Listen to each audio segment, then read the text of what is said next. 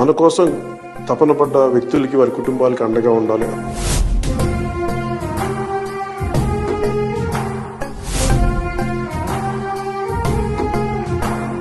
క్షేత్రస్థాయిలో ముఖ్యంగా పోరాట యాత్ర చేస్తున్నప్పుడు చాలామంది ప్రమాదాలకు గురవడం, తర్వాత వ్యక్తిగతంగా మనకున్న నాయకులు ఆ రోజు నా పక్కన ఉన్న వాళ్ళు సహాయాలు అందించడం, ఇవన్నీ చూసి క్రియాశీలక సభ్యత్వం తీసుకునే సమయంలో వారికి ఏదైనా బీమా పథకం అమలు చేయొచ్చు, దాని మీద ఆ సాధ్యాసాధ్యాలు చూడండి అంటే దాదాపు 1,00,000 మంది పైచిలకు అందరికీ కూడా బీమా పథకాన్ని వర్తింపజేశారు.